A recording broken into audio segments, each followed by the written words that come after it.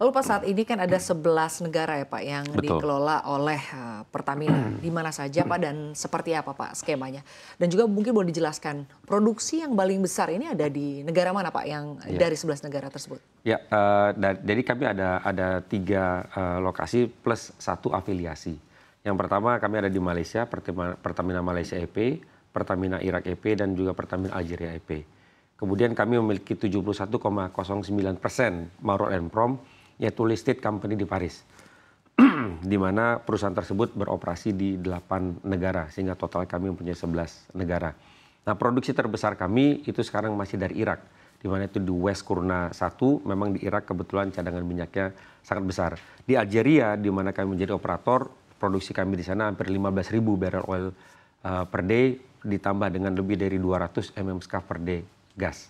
Jadi memang produksinya sangat besar, namun dominannya sekarang masih di Irak. Baik, lalu terkait dengan produksi yang cukup besar di Irak begitu Pak, ini cukup promising begitu ya. Dengan adanya konflik di Timur Tengah saat ini, apakah ini juga memberikan dampak artinya kepada produksi atau mungkin di sisi pengiriman seperti apa Anda melihat? Ya, memang bisnis migas ini cukup unik ya di negara-negara yang mempunyai geopolitik dengan tensi yang sedang tinggi, namun operasional kita alhamdulillah masih terus berjalan. Pertamina sudah berada di Irak sejak tahun 2013. Sehingga kami sudah melewati berbagai macam situasi bersama partner-partner kami. Di sana juga ada perusahaan-perusahaan besar dari Amerika, dari Inggris, dari Cina, dan lain-lain. Jadi kami bersama-sama perusahaan besar lainnya terus mengembangkan bisnis di Irak sekarang. Dan tadi mungkin bisa saya tambahkan bahwa sampai sekarang PIEP ini sudah membawa sejak 2014 ya sampai 2023 sudah membawa lebih dari 52 juta barrel minyak ke Indonesia. Tentunya ini sebuah performance yang sangat baik dan tentunya membantu ketahanan energi nasional. Baik, lalu sejauh ini Pak, PIEP sendiri begitu ya Pak, bagaimana menjaga hubungan dan juga kemitraan dengan negara-negara di mana Pertamina ini bekerja sama? Tadi Anda menyebutkan ada 11 seperti apa Pak? Artinya berbeda negara sudah pasti berbeda kebijakan atau berbeda policy ya. Sejauh ini seperti Betul. apa? Ya, ini memang sangat menarik ya kalau kita ada di 11 negara, ada 11 kultur, 11 pemerintahan, 11 menteri, dan lain-lain. Nah, tentunya kami harus mampu beradaptasi dan bekerja sama dengan semua partner internasional dan juga para stakeholder dan pemerintah setempat.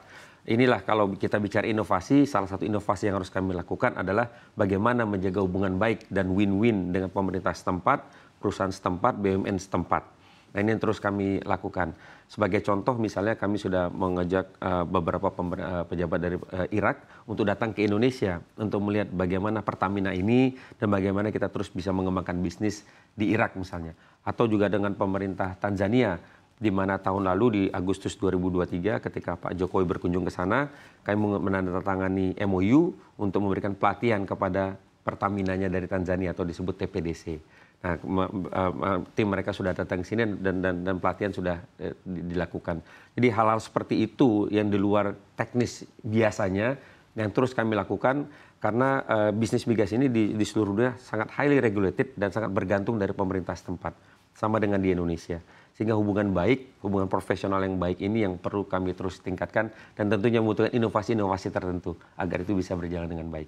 Baik, tadi Anda menyebutkan bahwa Irak ini adalah negara dengan sumbangan produksi yang paling besar begitu ya. Apakah seluruh produksi begitu dari negara Irak ini seluruhnya dibawa ke dalam negeri atau seperti apa Pak skemanya? Memang untuk membawa minyak ke dalam negeri itu harus ada kesesuaian dengan kilang di dalam negeri. Sehingga yang paling pas sekarang ini yang kami bawa adalah dari Algeria. Akan tetapi untuk yang Irak ada skema yang sedang kita lakukan yaitu sedang kita jajaki skema menswap minyak tersebut menjadi minyak yang bisa cocok untuk digunakan di kilang Indonesia. Misalnya West African Crude namanya, itu bisa kita gunakan untuk di Indonesia. Skema swap ini sudah pernah kita lakukan juga, tidak hanya membawa crude atau minyak mentah ke dalam Indonesia, tetapi pernah juga kita lakukan membawa LPG, di mana sekarang Indonesia masih mengimpor LPG, sehingga swap dengan crude atau swap dengan produk-produk lain yang dibutuhkan Indonesia ini merupakan sesuatu yang sangat penting ya. Dan ini membentuk kontribusi dari PIEP terhadap bangsa Indonesia juga. Baik, artinya tetap dibawa ke dalam negeri begitu ya hasil produksinya, tapi dengan swap terlebih dahulu begitu ya, Pak Jaffi. Lalu sejauh ini Pak, sejauh mana kinerja hulu di luar negeri ini bisa berkontribusi terhadap pencapaian target dan juga strategi jangka panjang ya Pak dari Pertamina sendiri? Ya, kalau kita melihat benchmarking di dunia ya, perusahaan-perusahaan internasional oil company atau state-owned companies seperti Petronas, PTTP, dan lain-lain, itu bisnis internasional itu di upstreamnya berkontribusi lebih dari 40%-nya.